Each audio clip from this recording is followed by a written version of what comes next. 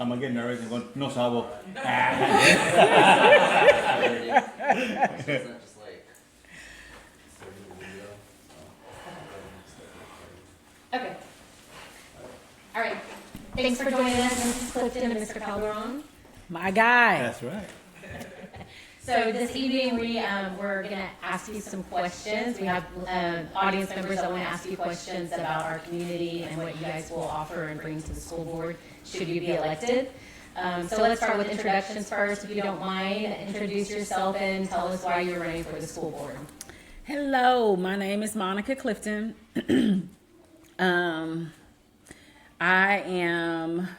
We've moved out here. This is going on 4 years that we've been in the community. I've been in education. This is my 19th year. I have 3 girls, and I'm married to that guy named Clifton.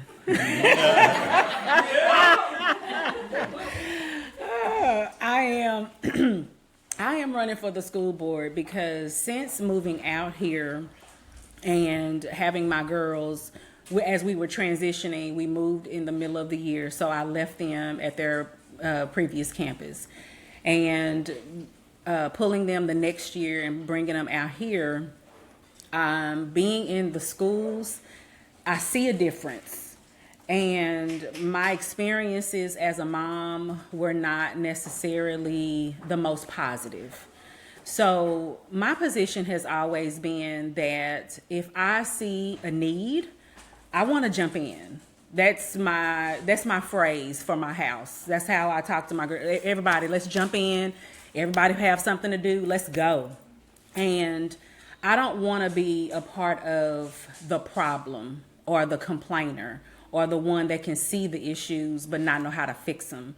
I want to be able to do what I can, do my part with the educational lens in order to shore up some things and in order to make an impact.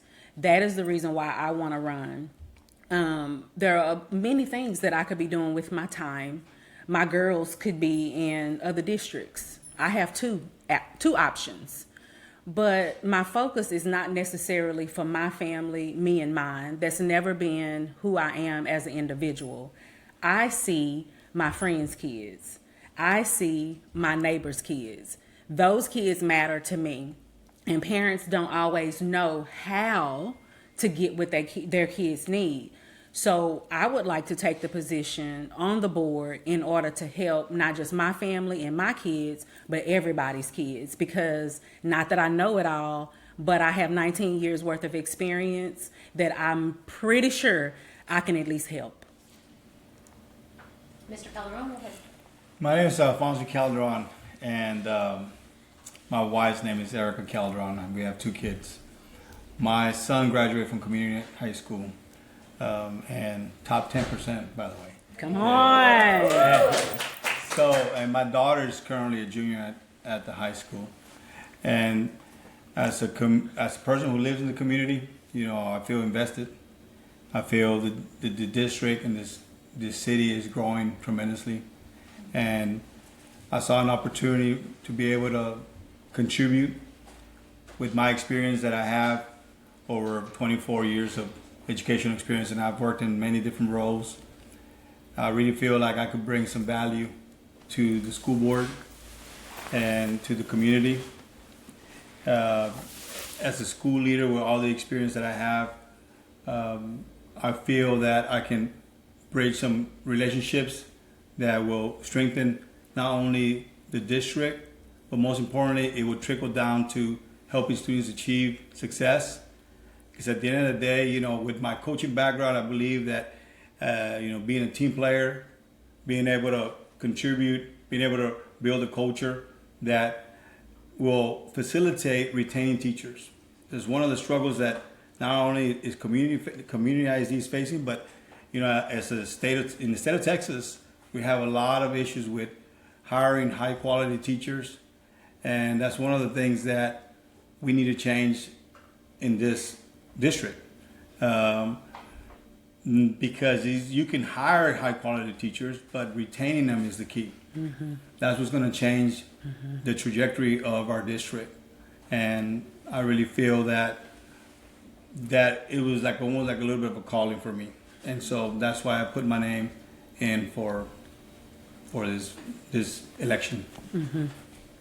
And he touched on something that is near and dear, because I was in the classroom for 11 years as I was raising my girls, and, you know, doctor's appointments and all the things. I needed the flexibility that the classroom provided. And so teacher retention is very, very key, because as a classroom teacher, I remember what it was like to have support. I know what it was like to be able to sit down with my principal and have feedback back and forth and really be able to get better as an educator overall, not necessarily just a classroom teacher, because I realized that, and I had principals who saw leadership in me, and they were able to help me and work with me and grow me in areas that I needed to grow in. But if we don't have a pathway for teachers to be able to grow and be able to strengthen who they are as leaders, if they see themselves as leaders. There are some people who want to say, I work with people who've been in the classroom for 45 years. They don't want to go anywhere. They're fine where they are. But there are some who do. But if teachers don't have what they need, basics, like curriculum in all subjects, I was able to click and have lesson plans right in front of me. Like that, those are no-brainers. And the support that comes with that. Not just, okay, I have curriculum, okay, I have supplies, but what am I doing with it? Who's helping me and who's supporting me to make sure that I can identify all the kids that are in my class and be able to meet those needs? The support is key. And if teachers don't feel like they are supported, and if teachers do not feel like, not just from the building principal, but it trickles all the way up top, that's going to be the first way for them to go, because I need to have everything I need to do my job well. And if I can't meet the needs, or if I don't have what I need, I'm not going to meet the needs of the kids. And at the end of the day, when everything is said and done,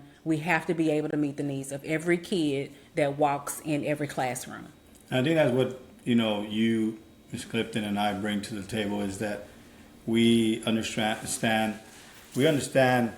what it is at the ground level. At the ground level. And so, a lot of times people get in leadership roles and they speak to things in theory. Yes. But like, we literally have been on the ground level, and we still continue to work Yes. at to a certain extent at that level. Yes. And so we are connected to the struggles that teachers face today. And so I think that is instrumental to us being able to give direction and guidance to the district. Yes. And if elected, I think that's a very powerful instrument that we can bring to the table. Absolutely. Because we're on campuses, like we're not, yes, I have my own office and so does Mr. Cardone, but we are on campuses. We are helping teachers every day, students and teachers, administration, counselors, like we're all hands on deck. And so Absolutely. We know the needs that teachers have, campuses have. Let me not just talk about teachers, but campuses have, and we can speak to those, whereas the average person wouldn't even know that it was a need. Correct. We'll just keep it going. Okay, well, this kind of ties into what you were both speaking to, but can you give us how you would work to ensure strong and effective leadership in the district specifically? Are there steps that you know that we need to take rather than just a generalization? How would you implement it? Leadership to me is, first of all, authenticity, transparency, and being able to have the heart.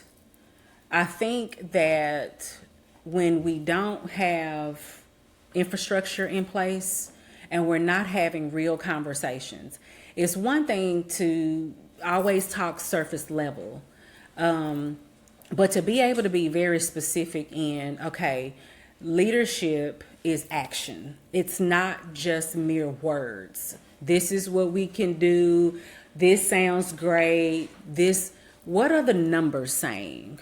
How are we supporting principals so that they can support the teachers? What does that look like? Leadership to me is telling the truth, having real conversations. Let's put out all of the information. What are we working with? And if we can actually be elected, one of the things that I know for sure is we need to lay everything out and be able to just tell the truth and speak to it, whether it's great and whether it's not, and really being able to tell the truth. Mm-hmm. Leadership is action. So if we don't know where we need to act, how are we going to fix anything? Mm-hmm. So we got to have real conversations. What does the academics look like? What does the safety look like? Real conversations. And so when it comes to leadership, to me, it's action. It's not just words. And we want to be able, mm-hmm. as educators, to tell the truth and be honest. And I don't think we can do that if we always are skating around and just everything is great. We're great. Let's have real conversation. Yes, I agree. I think that you touch on some things that are very powerful. I think leadership is holding yourself accountable. Leadership is looking in the mirror. Leadership is understanding that you have to create a culture where people want to be in and want to be part of. Leadership is creating a sustainable culture, right? And so being able to be self-reflective in the systems and the processes and the procedures that you execute, right? But most importantly, and this is something I really believe in, that people don't leave organizations, they leave people. So you have to hire individuals that are able to retain teachers, because at the end of the day, we're talking about a singular objective in student achievement. Mm-hmm. Everything we do in the school district, in the school, is for student achievement. And so when you lose sight of that, that's when you're going to struggle. Mm-hmm. And so as leaders, that should be the main objective. Whether you're talking about budgeting, you're talking about school safety, you're talking about community partnerships, you're talking about reviewing data, you're talking about fiscal responsibility. At the end of the day, how does it impact student achievement? Yep. Because as parents in the community, we sometimes can care less about all that. Mm-hmm. How does that affect my son? How does that affect my child? And so as leaders, you can't lose sight of that, because that's what we're here for. That's what we're all here for. And we both have children in the district, and we want what's best for our children, but we also want what's best for other people's children, right? And so I think that for me, as being in leadership roles that I've been in, I always try to maintain my lens on that. Right? What is it? How am I helping this individual student be successful? Whether I was a coach, I was a teacher, I'm an administrator, how am I helping this child be successful? So, and I also believe that you said something key. You mentioned parents. When I speak about being authentic and having real conversations, we gotta have them with parents too. I think parents are able, or would appreciate, would respect being told the truth and having somebody be honest, than to skate over how they feel and what they're saying they need. And if they say they need it, they're speaking for their child. And I think that communicating with parents is the key is another layer to good leadership. Because the parents, we need them. And if they don't feel like they can trust us with their most prized possession, why would they stay? They're going to find other ways of educating their kids. And we have enough of that already. When we're trying to be advocates for public education, how are we going to do that? What does that look like in regard to communicating with parents? I think that piece is trust and communicating effectively. so that they feel comfortable with the decisions that are being made for their kids. Correct. So, I mean, trust and communication works when we have transparency. Exactly. And so, like, as a leader, you also have to have transparency in all the processes that you're executing. And so, I think that's where you build those relationships is having transparency in everything that you're doing. Yeah. And so, that's a key part Yeah. in leadership. Absolutely. I agree.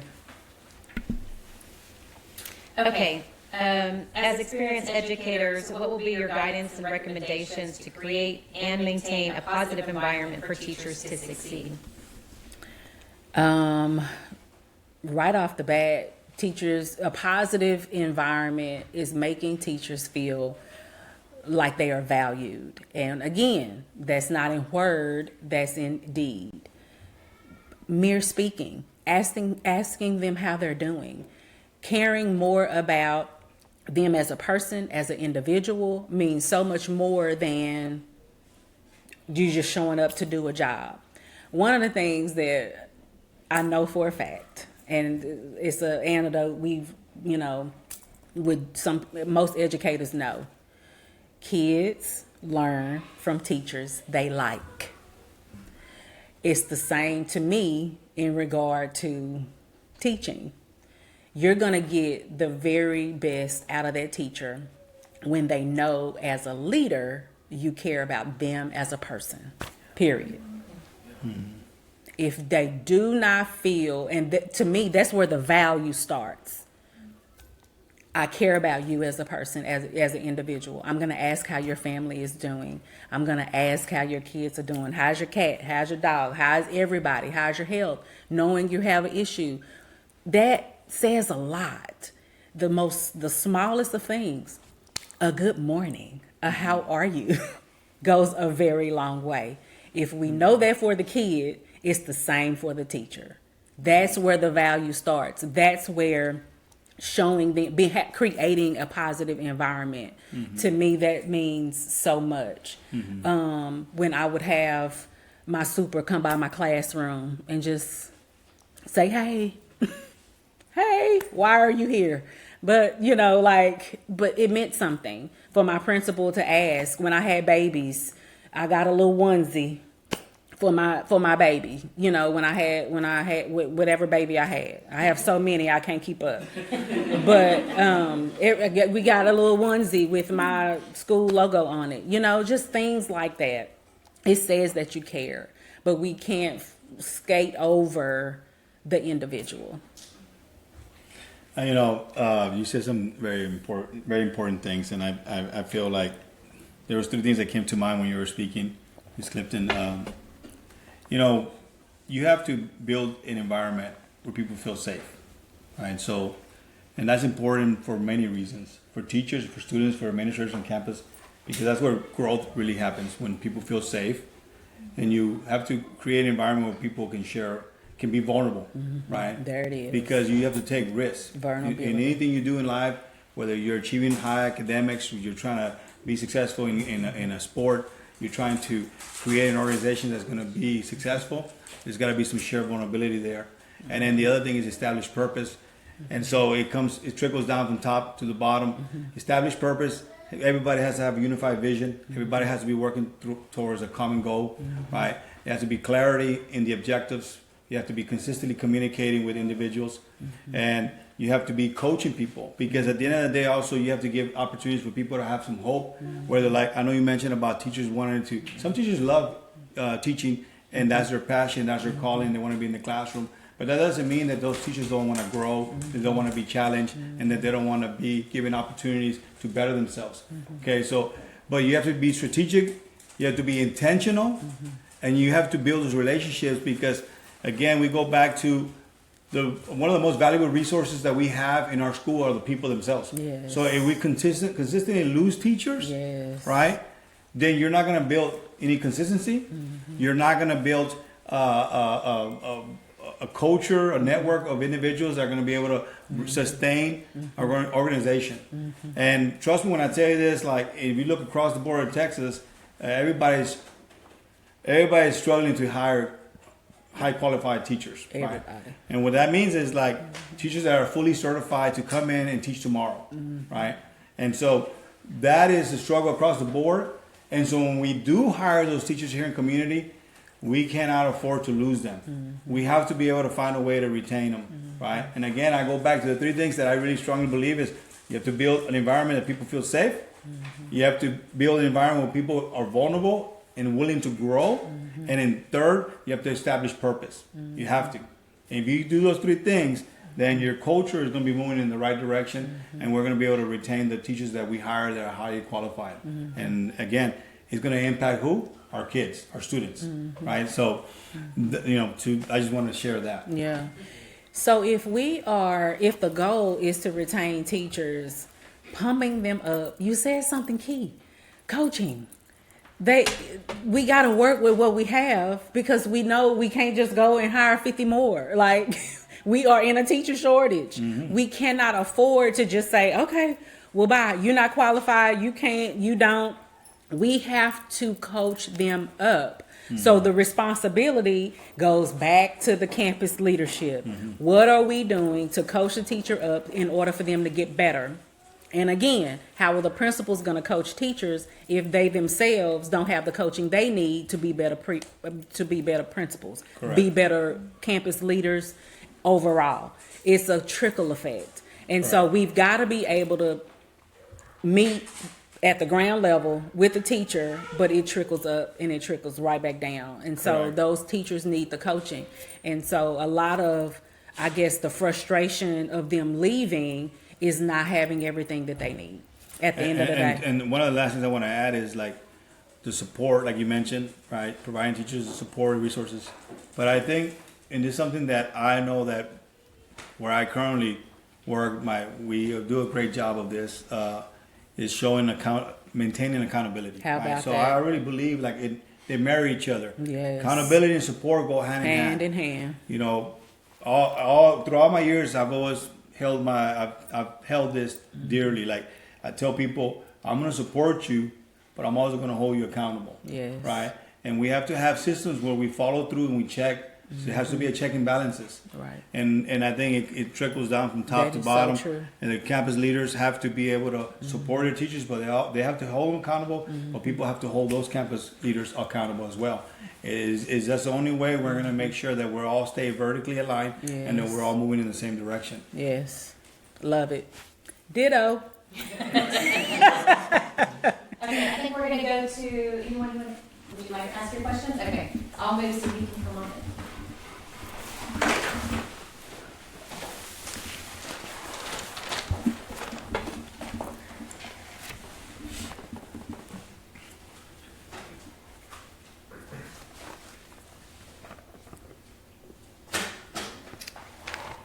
What is your stance on current curriculum, and how will you handle the request to remove or censor books or materials? But also, how do you get the right curriculum for the district? Great question. There's lots of things in there in that question. The first thing, curriculum. I would love, if elected, to be able to sit down with teachers because I kind of hear so many different versions of curriculum. So I would love to be able to sit down with teachers myself, if that's even a thing, to figure out what that curriculum looks like, or district leaders, what curriculum are we using? Is it effective? If it's not, why are we still using it? Because at this point, we've had 4 years of the curriculum or the lack of. So I want to be able to get real clear on the curriculum that's provided and how long have we been using it and is it effective? And effective would be based on true data. Well, my take, I know there was a layered question. Yeah, we'll so go back. the first one, the curriculum, what I will tell you is this, there's a lot that goes into executing an effective classroom, right? And so a curriculum to me is just a tool. The tool is only as good as the person using it, right? So again, I go back to we got to hire highly qualified teachers because you can give a teacher who's gone through undergrad, grad school, and this is their expertise. I give them a curriculum; they're going to be able to decipher the curriculum, compared to what the state wants when it comes to the TEKS, and then they will be able to implement it in a way that's going to be able to achieve the goals that their kids are going to be assessed to, right? Because we have multiple tests that the kids take throughout the year. The main one being STAR, and so. Again, we got to hire good quality teachers, and if we're not hiring highly qualified teachers, then we need to have processes in place to make sure that our teachers are being trained effectively to be able to understand and interpret the curriculum, right? So they can go into their classrooms and teach exactly what's supposed to be taught, right? So, again, it's one of those where I feel like the curriculum is only going to be as good as the people you're having deliver the instruction from that curriculum. So we have to make sure we retain our teachers again. Yeah. Right? Because if you hire a teacher tomorrow and they leave they leave at the end of the year, then you're back to square one the following year. If you're hiring another teacher who again comes in with 0 years of experience, you're back to square one. And the ones that are struggling, the ones that are going to be having difficulty are the students because they're not learning the way they should be learning, right? So we need to have some support around the curriculum. You know, so once we get those questions asked, what is the curriculum? Is it working? How long have we been using it? Then now, once that whole decision is made, once we've, hashed that out, then now we got to support them in it. You don't just give the teacher the tool and say, okay, good luck. You got to walk them through. They need to understand how to use it, how it benefits. At the end of the day, back to the kid. How does it benefit the kids? How are they going to be able to teach the curriculum so that the kids can get it and learn? Okay. What was the second question? Just materials and that type thing that, are there censored books? Are there books that they shouldn't be having in schools? It depends on, I think, everybody has their definition of what books kids should be reading or not. I always go back to, is it grade appropriate at the end of the day? I have three avid readers in my house. No matter whether it's a banned book or not, I'm going to know what they're reading. So I don't let the school decide what my kids are reading. I'm going to peruse the book myself to ensure it's something that I want my kids to read. So banned books or not, as a parent, that's my responsibility, not the school's. Yeah, I know that some districts have put in place processes. They will put up a list and parents have an opportunity to review those books and to see if that's something that they want to be implemented in the schools. So, kind of to Ms. Clifton's point, at the end of the day, as a parent, you have the opportunity to voice your opinion on a book that's being put up to be utilized at a district. And so, I think it needs to be a unified effort. If it's voted in, then it's voted in. If it's not voted in. But at the end of the day, just because a book exists in the library, it doesn't mean that your child has to go read it. And so we as parents also have that authority, and we have that responsibility to allow our kids to read a certain book if you want them to read it or not. So absolutely, I agree. Like it's still at the end of the day, it's our responsibility as parents also to monitor that. Yeah. I'd like to know what your thoughts are on having parents involved in the school system and in each school. I mean, I know there's mothers that come in and help with the classroom when they're having a party, but what about more than that? Volunteering on a different level, my personal belief is that you should have as many parents as you can in the school. It's a partnership. Like I'm 100% in agreement. If parents are welcomed into the school, then we have behaviors that go down. We have the support of the community overall. We can't say, okay, bring me your kid, now you go. I don't understand that because I'm a parent. You don't get to tell me to drop my kid off and I'm not welcomed. That's going to be a problem for me, with all due respect.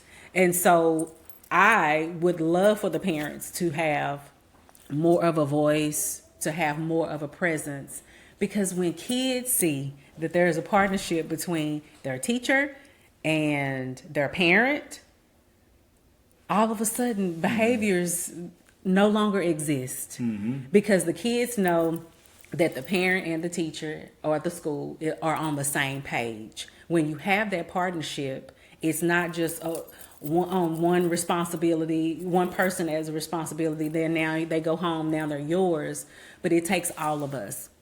We've heard the phrase, it takes a village. Correct. Of course it does. You know, I have a responsibility as a parent. The teacher has their responsibility. But when we all work together, it's a beautiful thing. So parents would always be welcomed. I welcome parents. I'm at a high school, and I welcome parents to come in. Now, I know, you know, for safety reasons now, you can't necessarily go to the classrooms, but there are opportunities for parents to help with. How about we help with not grading papers, making copies, helping with lunch, those type of opportunities, especially at the elementary level. Okay, I know my high school kids would be embarrassed to see their parents in the cafeteria, and you don't need it as much, but in elementary, that's the perfect opportunity. You know, you have the classroom mom situation where you can come in and do some things with the teachers, obviously with her approval or whatever, talking to the principal and all of that. But parents should always be welcomed in the school. Parents should always have a voice. It goes back to us having authenticity and communication and everybody being on the same page. It's not a us versus parents. It should be all of us. That's a really good question. I'm going to start like this. I learned a long time ago from a very wise boss. Calderon, we don't say no to free help. Okay? And I was like, that is smart, man. Yeah, I don't say no to free help. Okay? So if a parent wants to volunteer and give me their time, absolutely. And I'm going to tell you from I've experienced this from coaching, and when I had my booster clubs, and parents were, hey, Coach Calderon, what do we want to do? Hey, we need to raise money for this. And then have my parents help me. It was a huge relief. And as long as there's a unified, again, with parents being involved in their children's education, there's statistics out there that shows the kids' trajectory it goes up higher because the parents from the whole front and the school from our side, we're working in partnership in unison to make sure the child is being successful. Parents being involved is to me is awesome. PTAs, there's booster clubs, there's as long as parents go through the right channels to ensure that they've been clear to be around children, right? And so that's very important. And so as long as they're being clear and they can be involved, I'm all for it. I always say, like I said, if you want to do stuff for free, we'll welcome it. We just can't pay you. Okay? Exactly. We're barely paid as it is. Yeah, that's it. We just can't pay you. But yes, there's always opportunities. And I think it's important for us to, I always like to make sure that I had tasks for parents, that I had roles defined, and that they understood what I'm trying to do. Yes. Because at the end of the day, this is technically still my job, right? Yes. So I have to do what I need to do while they're there helping me. Yes. And so, absolutely, I think it's very important for kids' success. You said something, because parents, you just never know what resources that they have. You know, like, you need t-shirts for this, or you want this, or whatever. all it takes is asking a question. Mm-hmm. Parents are like, they're like little princesses and princes. They wave a little wand, and then all of a sudden you have what you asked for. But if they are never asked, Correct. how do they know where the need is? Like I would love you when you were talking about coaching. I coached cheer for 4 years, and there was so much heavy lifting that I didn't have to do. All I gave them was the vision. This is what I want to do, and they ran with it. No heavy lifting for me. Didn't have to use. I could use my budget for exactly what we needed, uniforms and that type of thing. The parents took care of all the rest. And I think it's a two-way partnership. Like you said something that I found interesting, because in Spanish they're saying que no habla no se escucha, which means like if you don't speak, no one hears you. Oh yeah. So I think it's important also from the school side that we communicate the needs that we have and Yes. things that we need support with, right? So the parents that are willing to give time and help support the school in the endeavors that we have, that they can come and support us. Because to your point, you're right. Like there's people out there that have resources, that have time, they want to help, They just don't know how. but they don't know how. And because the school also is their responsibility, also the school's responsibility to communicate. Hey, these are our needs. These are the things we need help with, and then that way we can forge that relationship and we can achieve more together. Absolutely. Absolutely.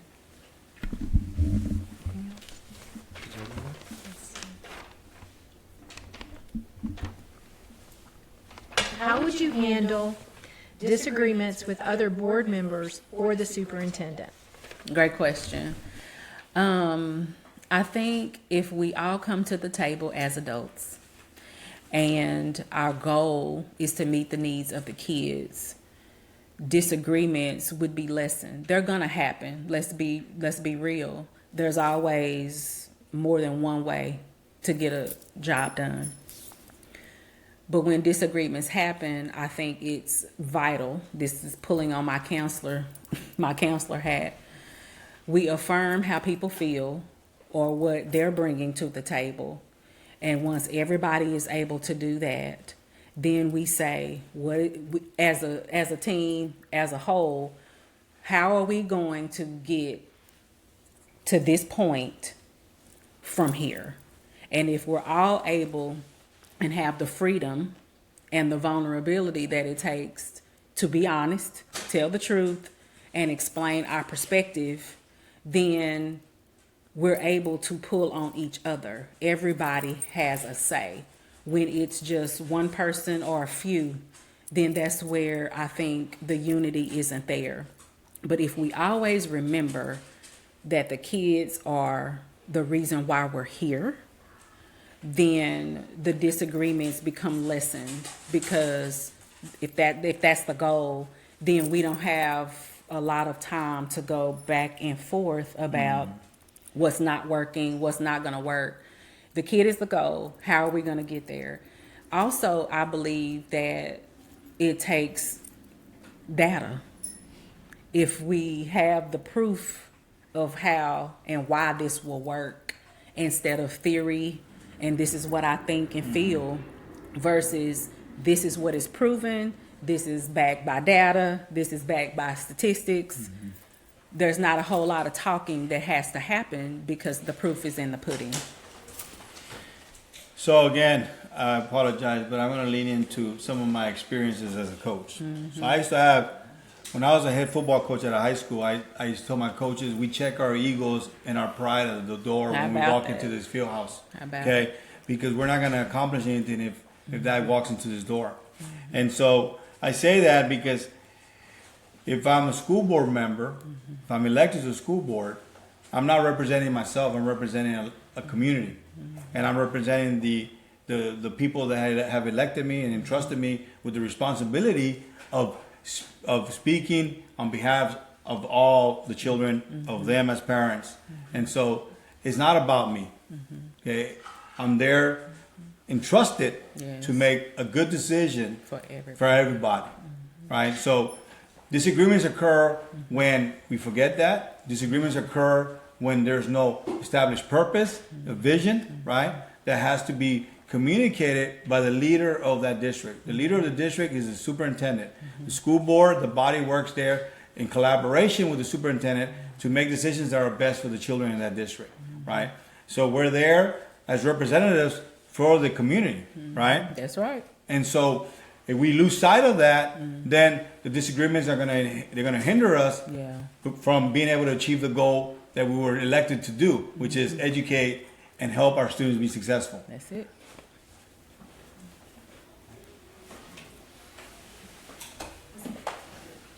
Anybody else want to come up and ask their question? Okay. Great questions, Ms. Tracy. Yes. Thank you. This is for Alfonso. You said that you have held many positions within the school system. Can you tell us about some of them? Yes, thank you. Yeah, I will. I get a little embarrassed because it's a lot of them, and I don't want to come across like I'm gloating. I'm gloating here, but so I will tell you this. Throughout my career, I've been very blessed and very fortunate to be able to help a lot of people, and I've been in a lot of positions where I was able to do that. Throughout my career, I've taught in 5 different areas. I've taught PE, health, reading. I've taught career readiness, and I've taught the SPED inclusion. I'm certified in 5 different areas, so I've had the luxury to be able to do that. I've held position as a middle school campus coordinator. In middle school, I coached multiple sports: football, basketball, track, tennis. And at the high school level, I've been a head football coach, as I mentioned earlier. I've been a head softball coach, and I've been a head boys track coach. I was a PE and health department head, and I've also had the privilege to work as an assistant athletic director at United ISD, big district, about 45,000 students. Was in charge with many responsibilities when I was an assistant athletic director. And I also have worked as a district PE and health secondary coordinator, running professional development for our teachers in the district and writing curriculum for the district at United ISD, which they still utilize the curriculum that I helped write. And so in all those roles and responsibilities, I've learned one very important thing that I mentioned earlier, that the most valuable resource you have is the people you work with. And if you're able to build them up and help them, coach them, and guide them, you can be successful. One thing you will not probably see is that a lot of those teams that I coached were all struggling teams, and when I left, all of them were very successful. And so I take a lot of pride in that, because what that speaks to is the type of character, the type of individual that I am, that I'm willing to do what's necessary to help a collective group of people achieve a common goal. And so for me, is the team is always the most important part of achieving a goal. And if I am elected, I will work with the team, the school board, to help achieve the goal that we have, which is, again, help our students be successful in their academics. Come on. Yes. I don't have his resume.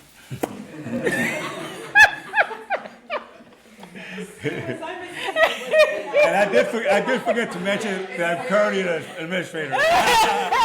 I forgot to mention, Jen, that I'm currently an administrator too. Sorry. Amy, ask him? Oh, it was kind of covered, but I can. Yeah, I think it's Well, good. before you move on, when I heard the story, I thought there was another position in there that we did not mention. No? I don't know. I might have forgot. I don't know which one, but I forget. I have to review my resume sometimes. You might have left something off. I might have left something off. I didn't include all the recognitions that I've gotten over my career. I got recognized by the Latin Hall of Fame I was Man. coach of the year in 2013 in Laredo. And so, yeah, I'm going to stop there, guys. It's starting to get hot. Yes. I'm starting to get nervous. I feel embarrassed saying all the things that I've achieved. When you said you didn't have his resume, I said nobody does. I There's mean, no one else. you would think I just started compared to all of that. I got 19 years, but still, that don't mean nothing. So as a former teacher in the district and a parent of 3 daughters in our schools, I care deeply about restoring a culture where teachers feel supported, which you've spoken to a lot already tonight, and students feel safe. Yeah. What specific board level policy changes would you implement to restore classroom order and teacher confidence? And how would your approach differ from our current leadership? And how will you measure that success? Oh, that's good. Oh my gosh. Okay. Board policies.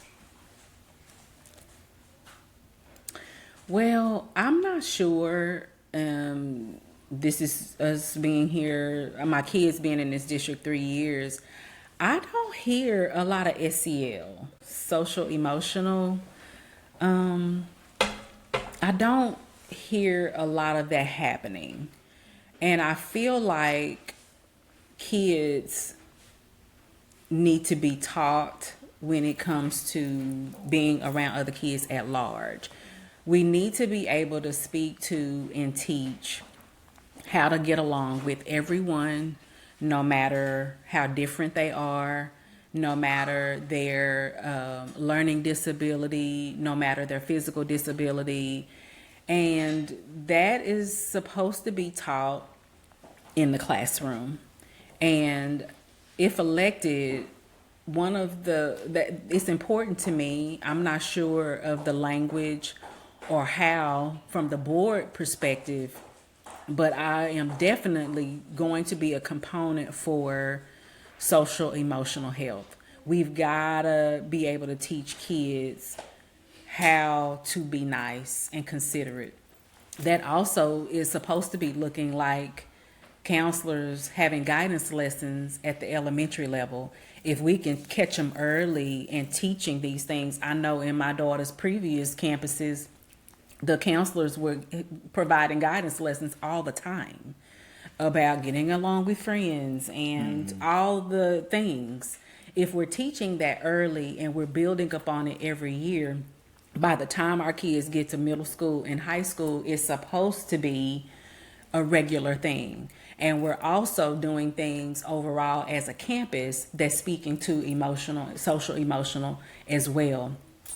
Even at the middle school level, that could be as simple as creating little lessons. Even in my high school, we have what we call like advisory time within second and sixth period, and that's the time to talk about things like social emotional or announcements and things like that, having like these little mini lessons to sharpen those skills up. So it doesn't go away by the time we're high school, but if we don't put the priority there and really speak to that, then I feel like that's how kids get left out.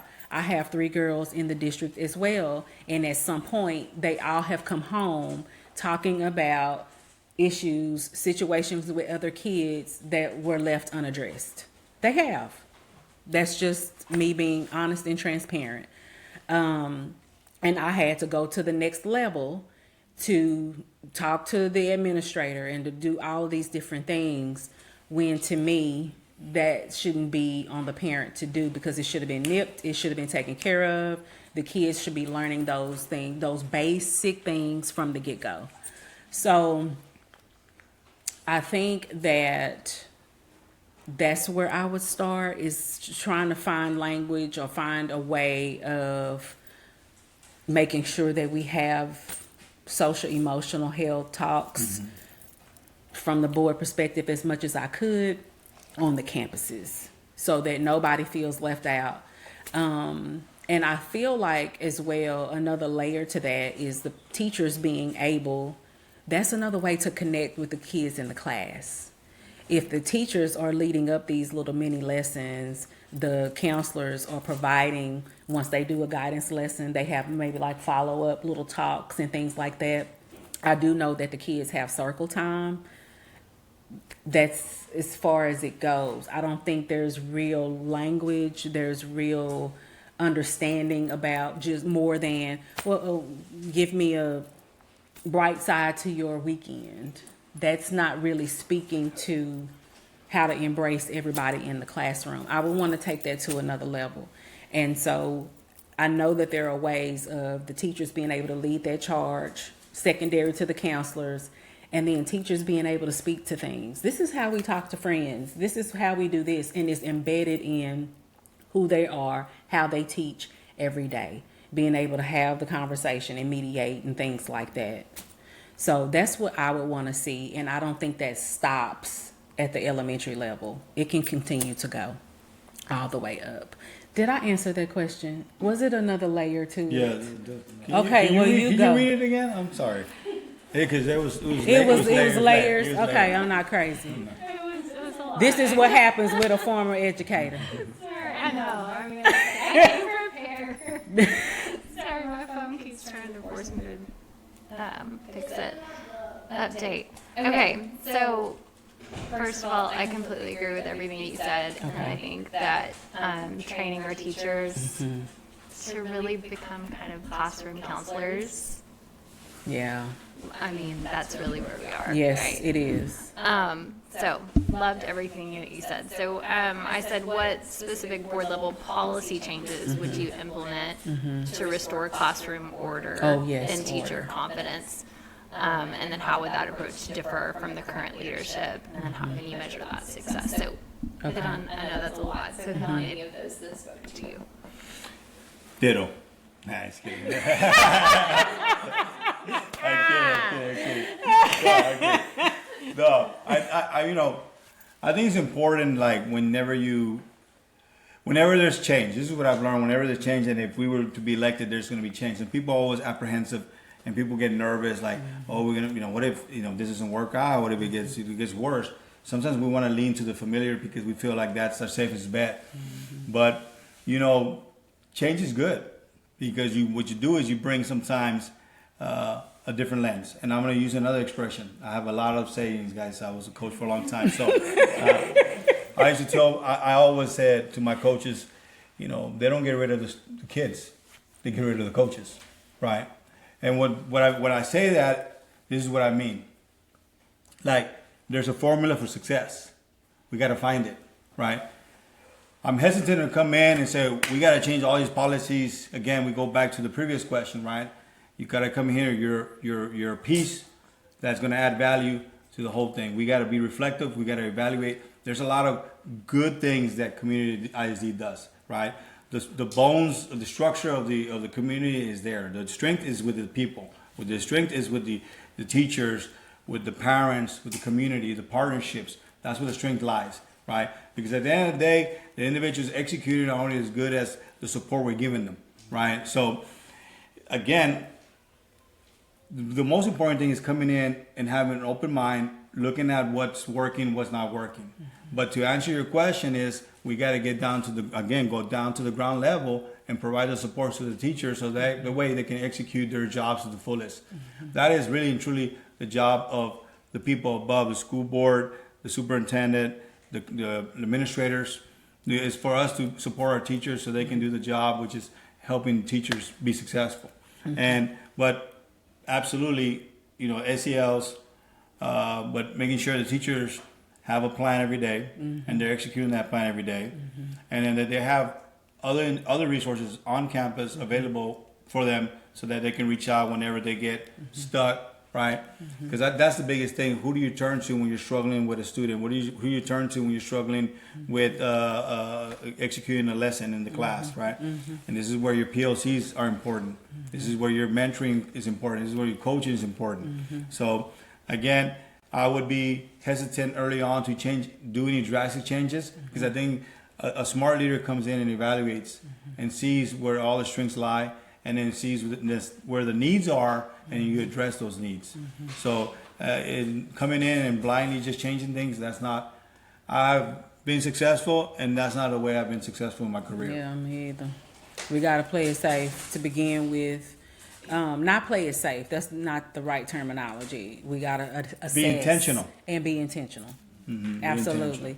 When it comes to discipline in the classroom, I feel like we are, I guess, a good community in that sense where I've never met a parent that knew their kid was having issues or struggling with behaviors and they not want to know and want to be included.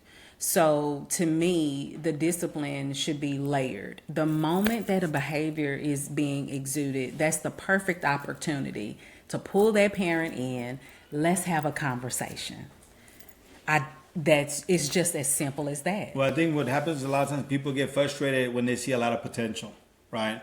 So sometimes, when you're part of any organization, and this is where people want to see change, is when they see that there's a lack of success, they see a lack of achievement, they see a lot of potential in the what can be of a team, of a school, of a district, and this is when people want to see a different direction. They want to see the district moving into a different path, and this is why you should elect different individuals, right? So you can get a different lens, a different perspective, and so we can get our people, our district, going in the direction that we want, and we know where it can be. Yes. So I'll leave it at that. Okay.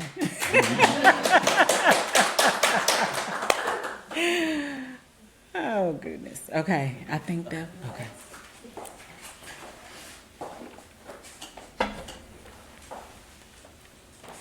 Thank you. Thank you.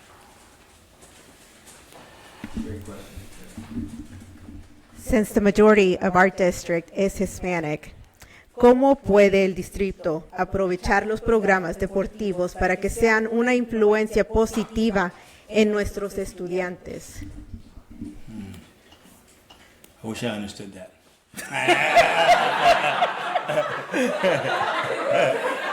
I sure did not. I hate estudiante. I got that. Ms. Clifton, you want to answer that? Estudiante. Deportes. It's also they say deportes. Oh, important. No, deportes means sports. Sports. Yes, Dang yes, it. yes. The close. question basically means how can we use sports as an avenue to help our students be successful? Come on, coach. Okay. You got it, coach. Well, first of all, you want to say it in Spanish or in English?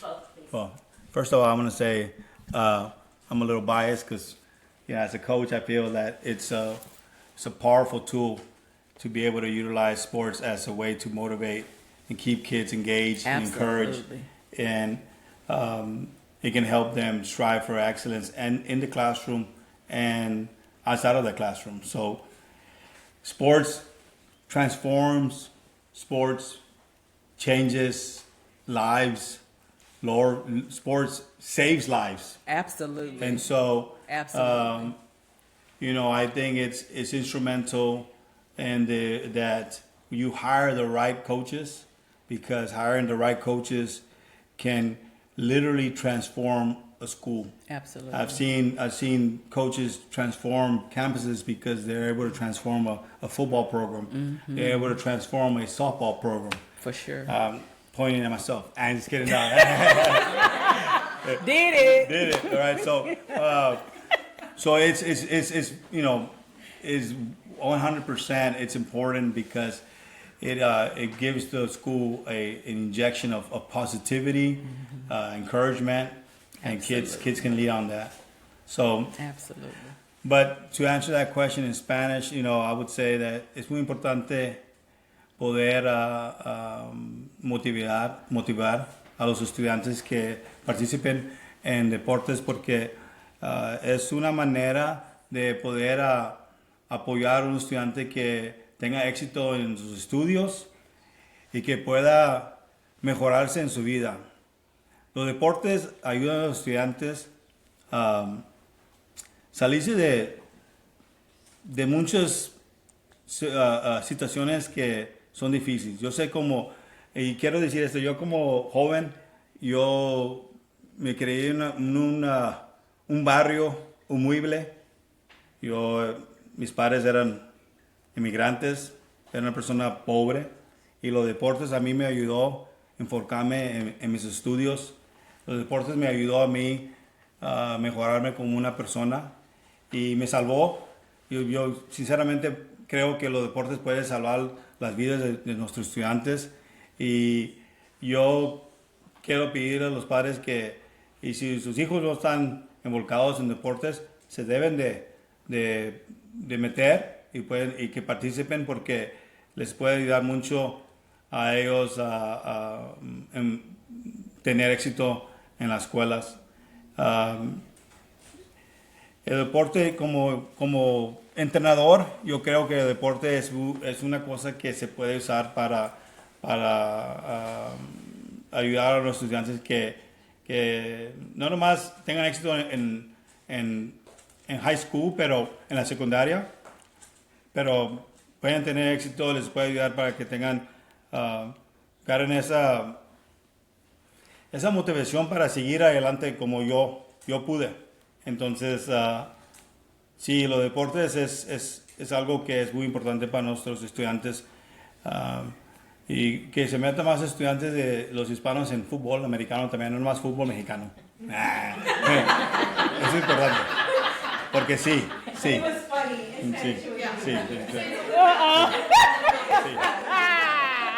So, por favor, le voy a pedir eso a los padres hispanos, por favor. Estudiante.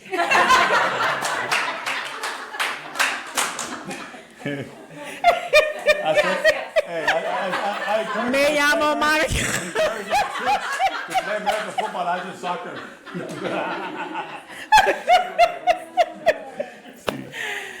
I want to add about sports because when we first kind of moved here, I think this was probably our first year in community schools, and my daughter was in the drill. They had to perform for the high school game, and we had to stand up the entire time at the stadium. We pay money to stand up because there are not enough seats to accommodate everybody. And I want to segue into sports being so important.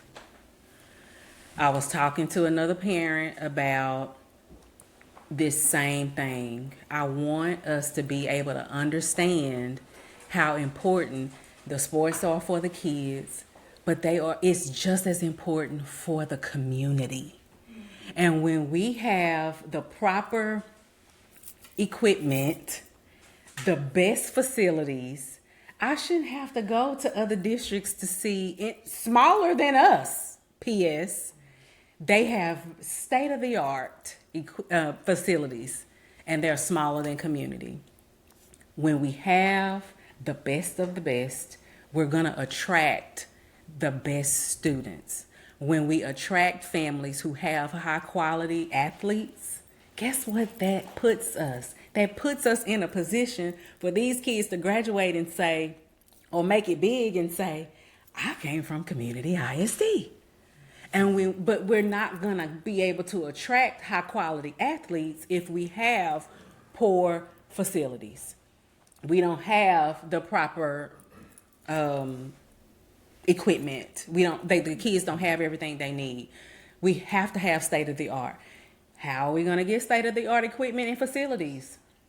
We got to put the money there. And we have to build to that. How do we get money into the districts? We get butts in seats. How do we get butts in seats? We need to create an environment where kids want to come to school.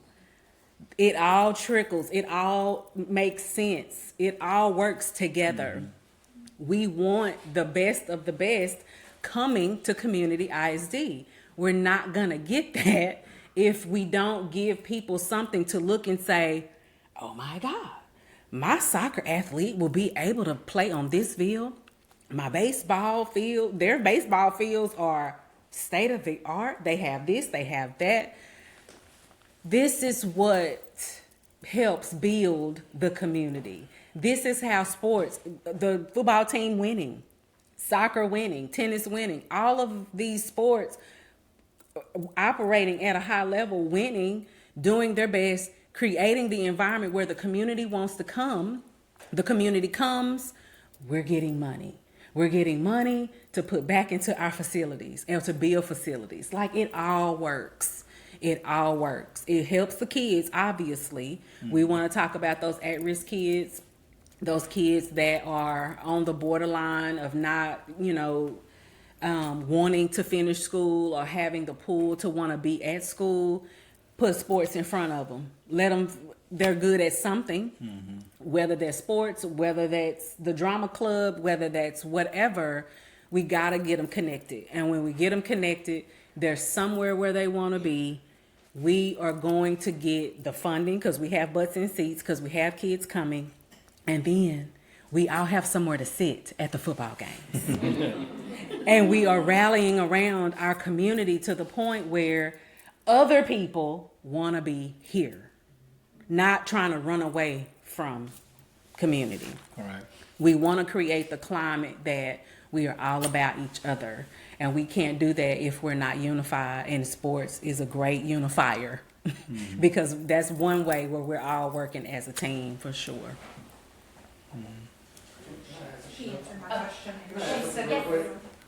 Oh, yay.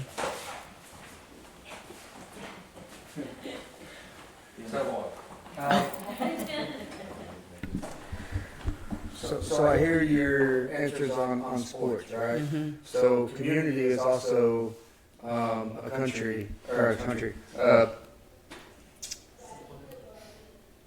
small, Rural.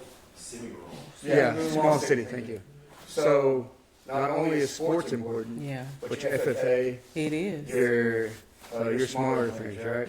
So everyone kind of remembers everything about sports, not so much about your kids that do the Future Farmers of America, I love that. right? So community has a very good FFA program, Yes, but it doesn't have any support. Yep. And I know that because I'm a member of River City, Oh, okay. and I'm the president of our Ag Supporters Group. Nice. And they come to us to ask questions because they don't have any support Oh, and- wow. in the district. Wow.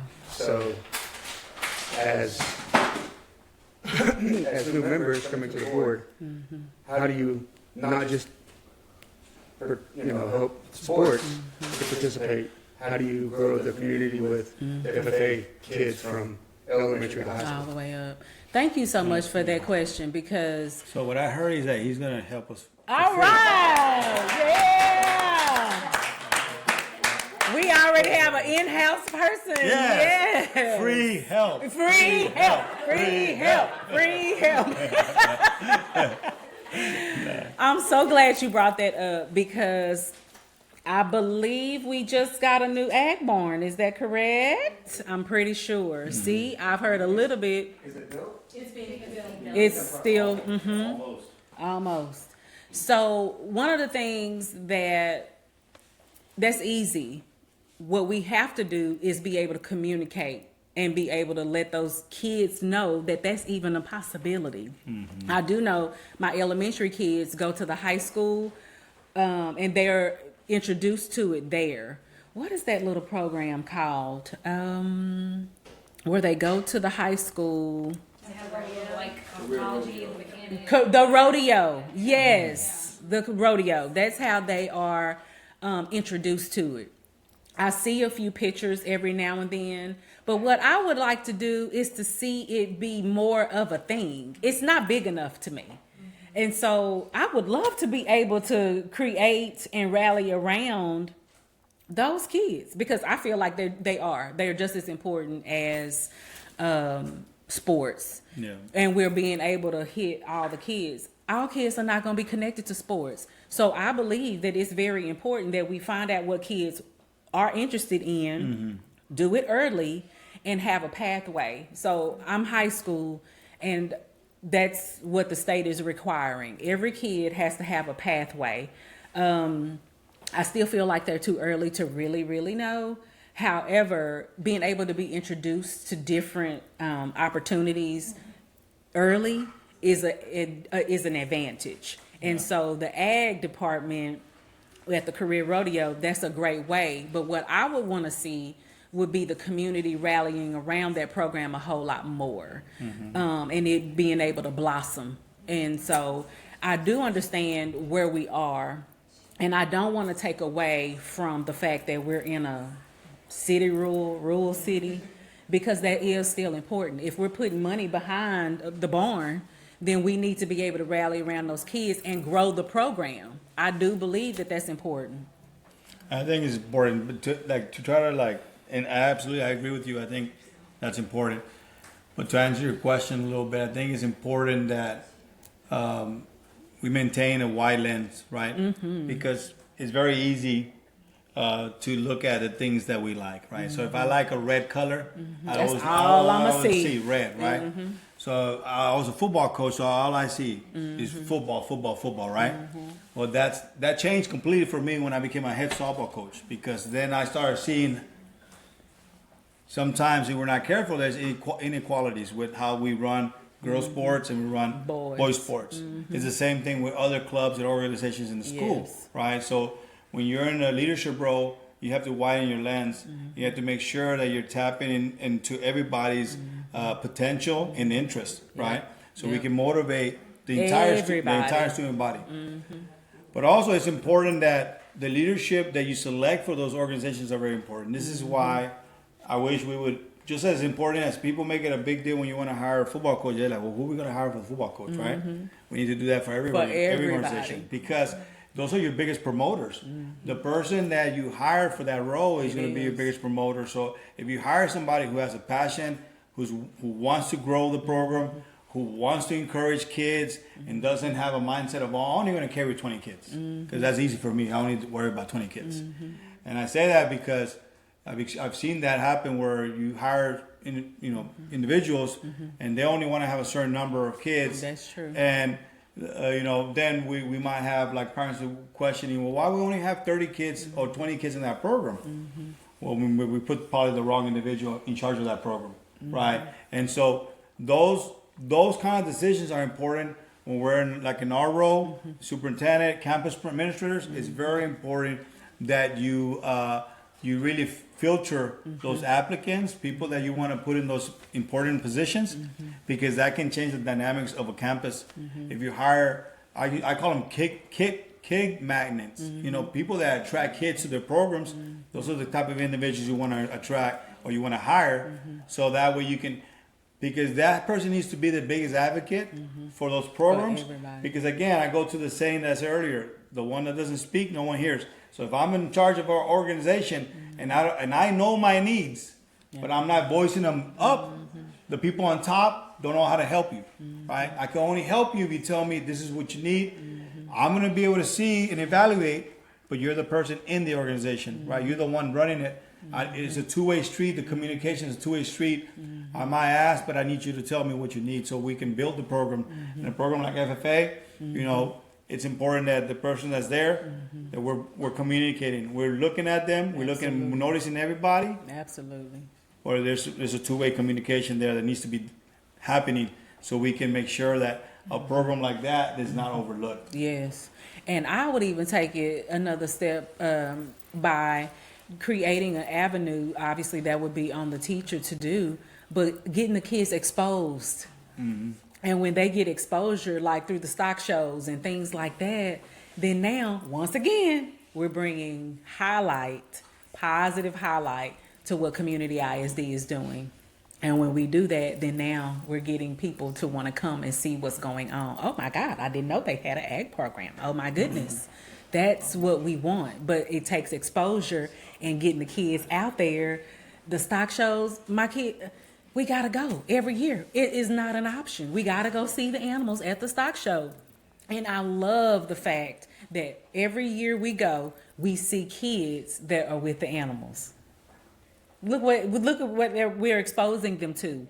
But our kids that are in the program already, exposing them to it now creates a pathway for their future, for careers and things like that. That's what we want. Mm-hmm. That's what we want. And we want to be able to expand on those programs.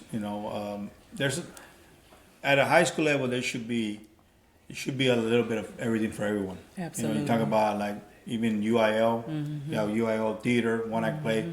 It should be things that allows for students to be able to highlight their strengths, right? Absolutely. You have students that are good at sports, you have students that are really good at FFA, you have good students that are really good in theater, arts, and so there's a lot of programs that we can strengthen. Absolutely. They can really help a lot of students. Again, we're Yes. here for everyone. For Try to help everybody. everyone be able to maximize their potential and strengths. Absolutely.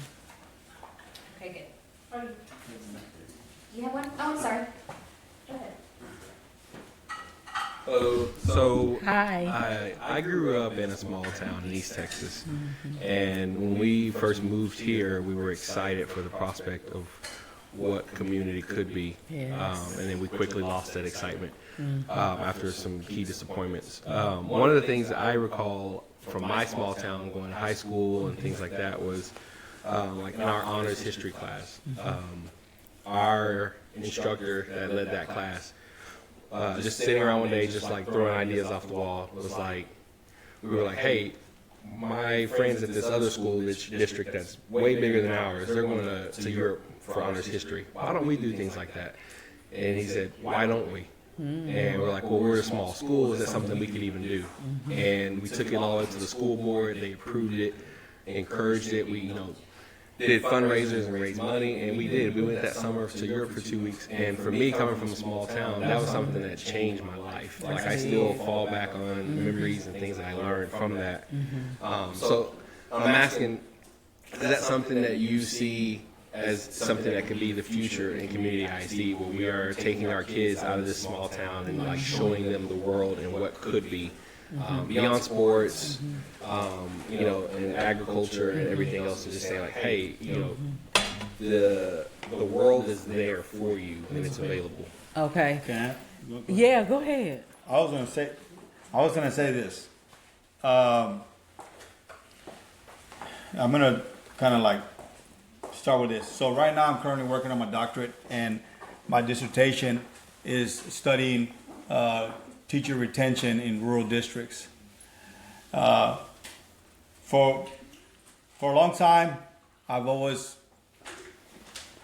put myself in positions where there's a struggle. If you look at my career, I've worked in schools where like the light looks very dim, right? I love taking challenges on. Sometimes I put a lot of things on my plate more than I need to, but it's how I operate, it's how I work. And I say that because I've always kind of grew up in, I've grown up in big cities, but I've always loved living in rural areas, right? And the reason why I decided to do my dissertation on that, on studies on teacher retention in rural districts, because there's not a lot of it.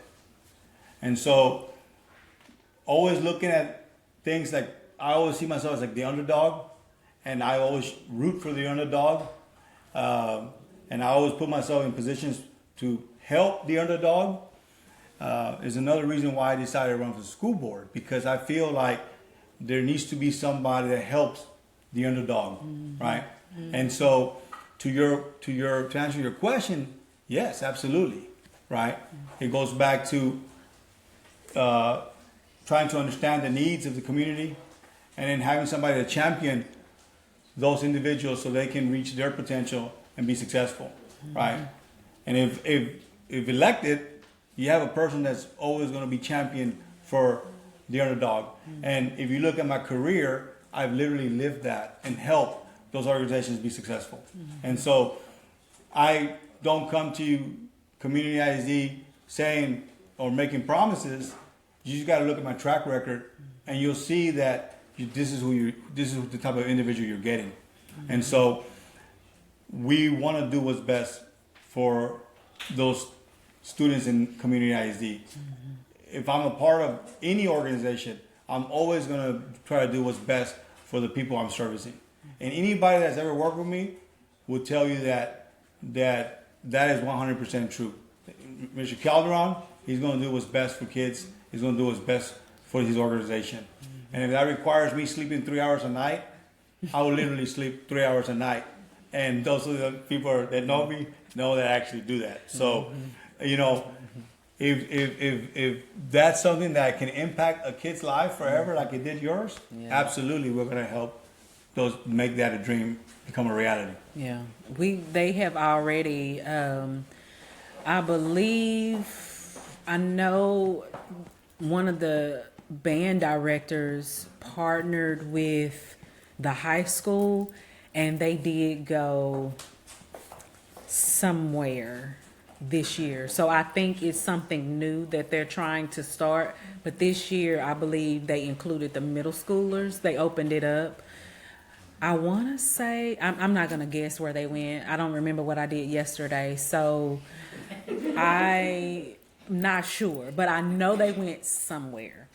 And they were reaching out and asking for the middle schoolers if they wanted to participate, and they were offering payment plans and all the things. So I think it's something that they are creating some talk around already that's going to continue to keep growing, I'm sure. And I will tell you this, like every year the budget has to be reevaluated. Yeah, and that would help. One of the things that's very important is like allocating funds for all kinds of expenditures like those. Right. And so I think as a school board and school leaders, you have to be cognizant of that. You have to understand, like, hey, last year we had these clubs needing assistance with this, right? And so you have to plan for that, because it's not that easy sometimes when it comes to school budgets. Are very, very tricky. And anybody here has ever dove into trying to understand school budget and school finance, guys, it is extremely complicated. Okay, there is a whole formula. There's a guy named Oscar out of Austin that created a template. So I don't know if you guys know this, but literally most of the districts in this state of Texas, they work off of an Excel spreadsheet template, because this man created it. Before that, it was literally a paper trail that they had to track the school finances, right? And so it is a very complicated system, and you have to have individuals that really understand finance to make sure that they're getting every dollar that's out there for their districts, and they're not losing every dollar, because the state will come back and capture money from you if you're not accurately maintaining those records, and they feel like they gave you more than you were supposed to have. At the end of the year, they will come back and take that money from you. Okay, so attendance is a big part of that formula. So make sure your kids go to school. Butts in seats. Butts in seats. Butts in seats. That's what we need. Does anybody else have questions? Because we're going to wind it down to the last two. If everybody's okay. Okay. So we're going to kind of continue on the same path. This comes from a parent who had to leave early. This is in regard to competitive academic programs. UIL academics are our base, but Community ISD lacks mock trial, academic decathlon, science Olympiad, and a formal robotics program. What is your position on investing in competitive academic programs, and how would you prioritize launching them? That's good. Those are all programs that are not out of the ordinary, and the fact that we don't have them is a problem. But I go back to, if we can't even get teachers to stay in community ISD to teach reading, math, science, and social studies, then how are we going to expand into these specialty areas? That goes back to teacher retention again. That goes back to creating an environment, creating a community where people want to come and work, where people want to come and live. And if we don't have that, teachers are not going to move their families. Highly qualified and beyond highly qualified is those teachers who have those specialty areas, like the ag department, like those specialty type people. We want them to move out here. But why would they if our district is hemorrhaging teachers? We got to create a pathway to attract people to want to come, especially in those specialty areas. But we got to get people to stay here to teach the basics. Correct. Let alone the specialty areas. But my point is, it all comes full circle. Most districts have been having a robotics department for years. And the fact that we don't, those are also kids that are not getting their needs met, those interests. And so that's a problem. And so it just goes full circle. If we are not creating an environment where teachers want to be, we're not going to attract specialty teachers on top of regular teachers to want to move to our community. But they are absolutely something that we have to invest in. It goes back to what you were talking about earlier about being able to speak to every kid. The more specialty teachers we have, the more broad we're touching all of our kids, because every kid, like we said, they're not going to play sports. They're not. I love a nerdy kid too. I think I have some in my house. And so we want to be able to speak to every kid's interest, because we understand, any educator should understand, first of all, it's our first and foremost responsibility to prepare kids, not just for today. We are looking at an adult in a career. That is how we're supposed to be training and teaching our kids.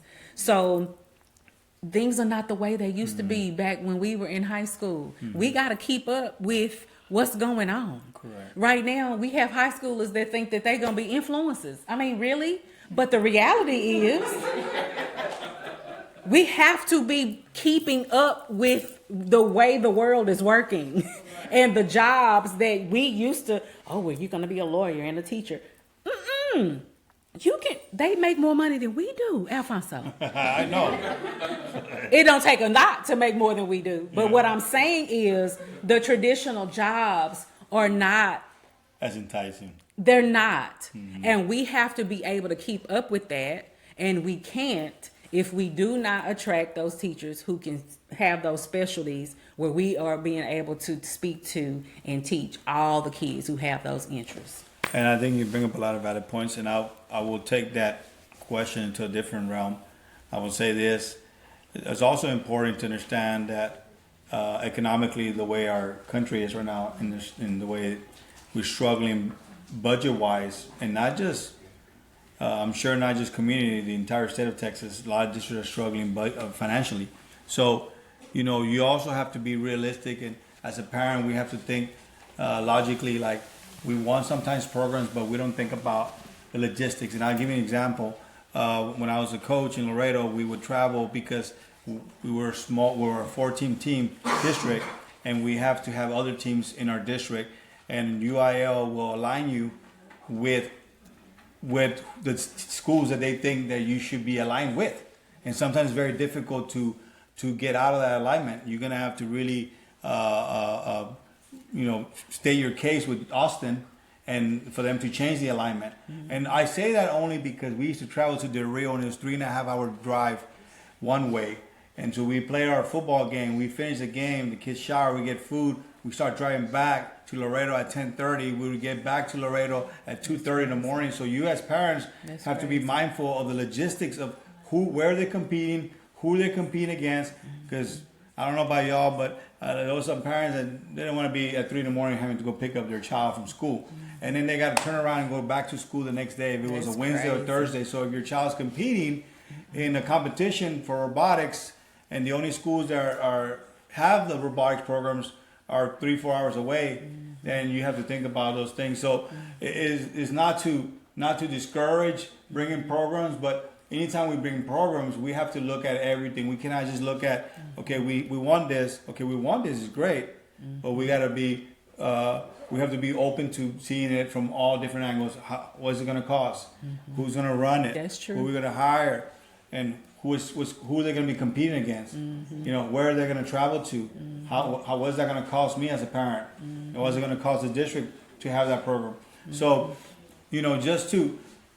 I want to say that it's important for us as leaders to do what's best for everyone, but do what's best also for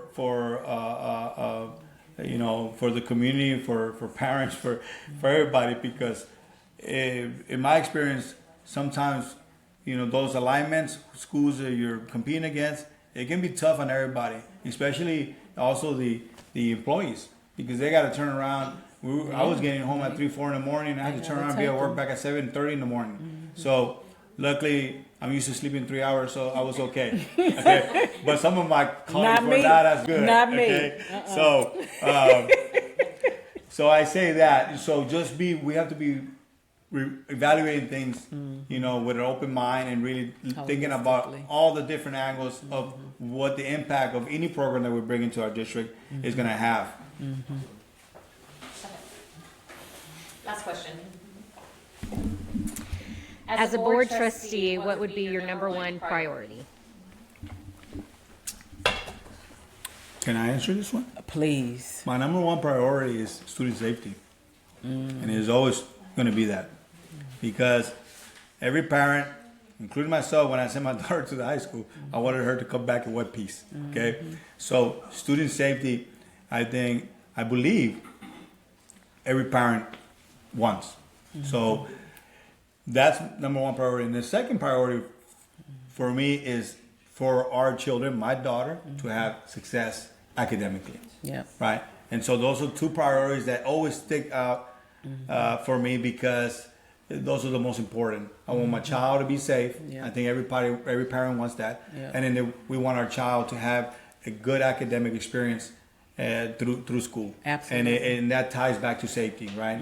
We want our kids to go to school, learn without getting bullied, without getting picked on, and being able to participate in things that they want to participate in.